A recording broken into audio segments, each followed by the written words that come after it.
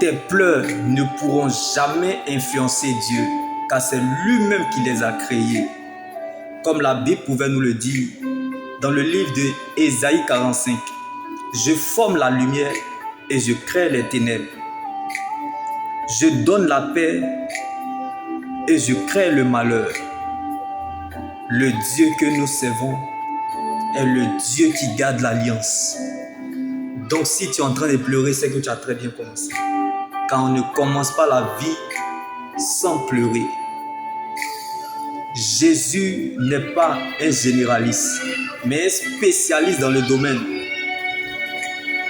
Quand Lazare est mort, Jésus a pleuré, mais il n'avait pas encore parlé. Donc le dernier mot des hommes n'est pas le dernier mot de Dieu. Ceux qui sèment avec l'âme moissonneront avec des chants d'allégresse. Alors laissez-les regarder la fin du film. Et vous comprendrez que pleurer, trembler ou avoir peur ne veut pas dire que tu as perdu la foi ou espoir. Mais c'est l'ADN pour te faire avancer vers celui qui te déclare juste.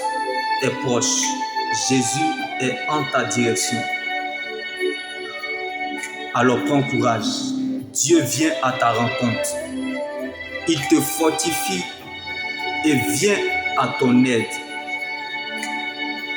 Quelqu'un quelque part, mon Dieu le visite.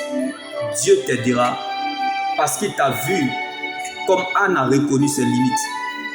Dans sa stérilité, Dieu s'est donc souvenu d'elle. Elle a obtenu son Samuel.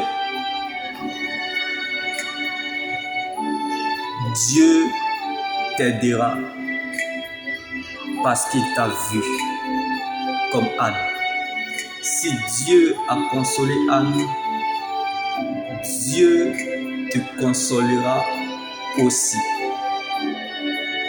Car Dieu a touché la foule dans le but de ressusciter Lazare.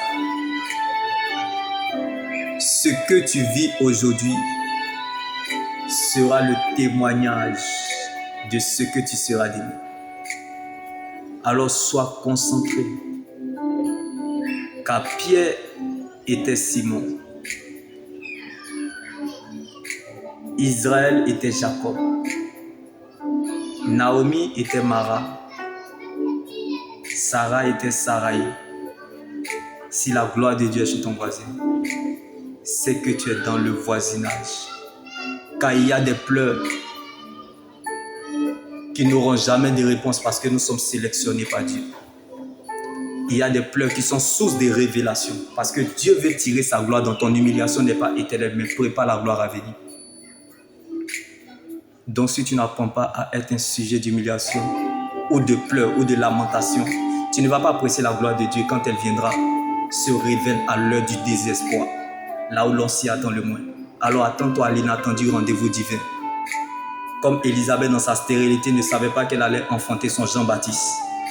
Ne regarde pas la parole de ta situation, mais marche vers ta fin. Comme Jésus fut baptisé par Jean-Baptiste. Tu es la réponse de Dieu à toute une vie, car ta vie est liée à plusieurs destinées. Donc rien ne commencera et se fera sans toi, parce que tu es la porteuse ou le porteur de la promesse. Jean-Baptiste.